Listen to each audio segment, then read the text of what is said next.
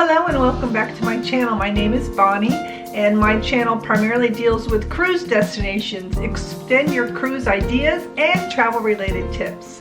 Please consider subscribing below. Today we will be talking about where is it you do not want to book on a cruise ship.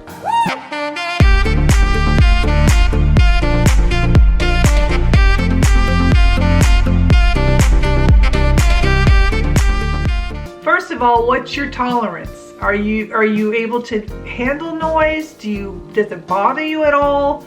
Just really look at the deck plans so you can know exactly where you're staying. You don't want something that is going to ruin your trip and it's going to annoy you. You spent too much money to really have that kind of situation. Here are the things you should watch out for. If you don't like noise, I would not recommend staying nearby an elevator.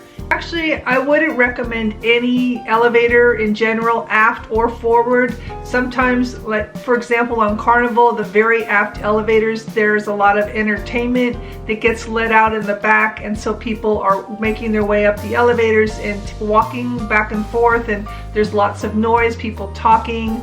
And even in the forward areas, you have the same kind of problem where you hear the chimes all the time, and it just gets annoying, so you really don't want to be near that stairwell where you can hear music coming up from the, say even the casino, or say the piano bars, or whatever entertainment. If you're at a lower level floor, just be careful of that. So I would not recommend being nearby any elevator or stairwell. And just remember, like, the higher you go on a ship, it's a little bit more, you could feel the movement more, and the lower the decks, it's more stable, and midship is the best place for, if you're prone to seasickness, you probably want to make sure that you are on a midship, lower level area, because you don't want to get sick. Sometimes, you know, it's weird because I have been on ships where they have some floor vents on the doors for ventilation, but unfortunately it does create some noise from outside. You can hear people with their room service,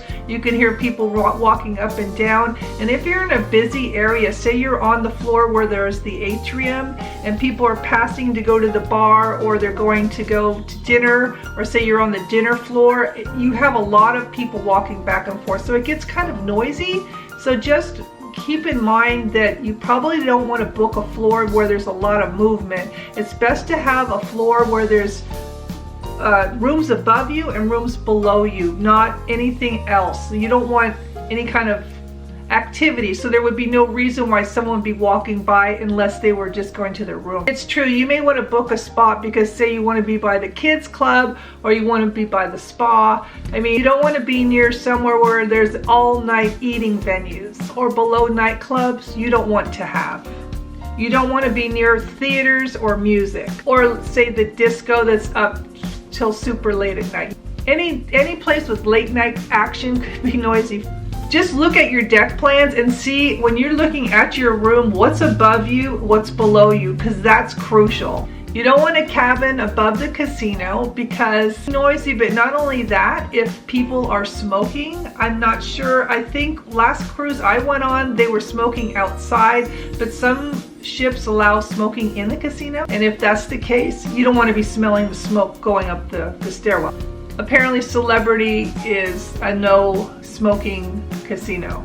Don't book a cabin below a pool deck, because you will hear the people picking up the chairs and stacking them, and in the morning they're going to be putting out the chairs, and all that movement of screeching metal, you will hear that, and that will be annoying. The same goes for, you don't want to be by a basketball court with the constant banging of the basketball, or a jogging track where you're going to hear the beats all the time, or any kind of active sports area. You don't want to be below that. Usually near the lower part of the ship towards the front is the anchor, and it doesn't really make a difference that much if you're not tendering, but when you tender, what happens is the anchor comes out and it's very noisy, and it makes a lot of clinking and clanging as it gets in position. I personally stayed in a cabin where I could hear that, and I could never understand what was going on, because it was a lot this screeching noise every day when we were pulling into port, because we were tendering. So yeah, I mean, it didn't bother me that much because I was getting up, but I'm just saying if you're really susceptible to noise and you don't want to hear that, don't book a lower level front or forward cabin. Be careful on selecting cabins that are close to the very front because, like I said, they're the first contact with the water as we're moving along, and it's a little bit rocky. And it could be bumpy. It depends on the water because the Caribbean's pretty calm, but I know in the North Seas where I was in 2019, it was bumpy. Also be leery of obstructed rooms. Sometimes it's not that bad. You might get a less expensive room because it's got an obstructed view, say a window with an obstructed view of a lifeboat hanging in front, but it could be a completely obstructed view. So just ask the people when you're booking what kind of obstruction we're talking about, because it could be a complete obstruction or a partial obstruction. Another thing, a lot of adjoining cabins on the cruises because families travel together, and it's really nice to have two rooms side by side, and you have that door that can open up, and then you can have like two rooms connected, and that's great for families. But if you're a person that gets a room that's adjoining and the other side is maybe somebody else with an adjoining to the other side, you're going to hear everything because the wall is thinner because the door was created, right? So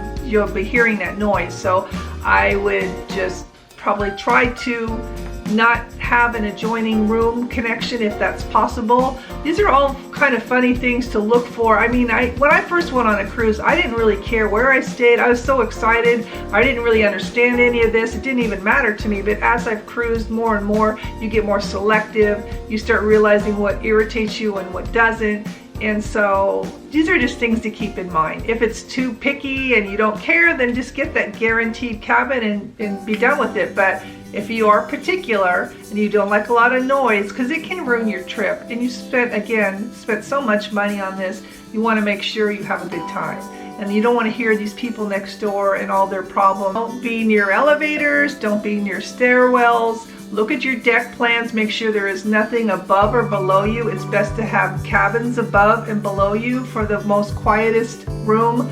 You don't want a lot of walking traffic coming from theaters and whatnot because you're on a busy floor.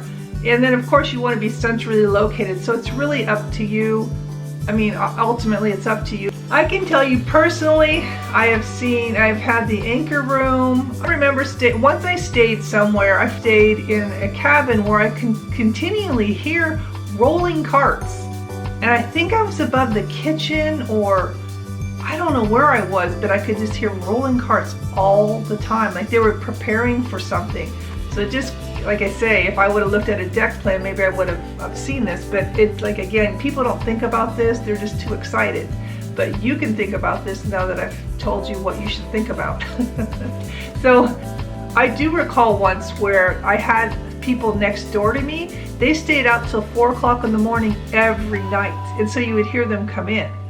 And that was the adjoining room. So you don't want to do that. So really take these ideas into consideration, and you might post this with your travel agent even as you're talking to them on the phone yourself.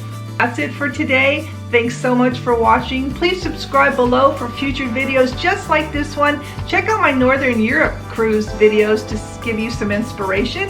And until next time.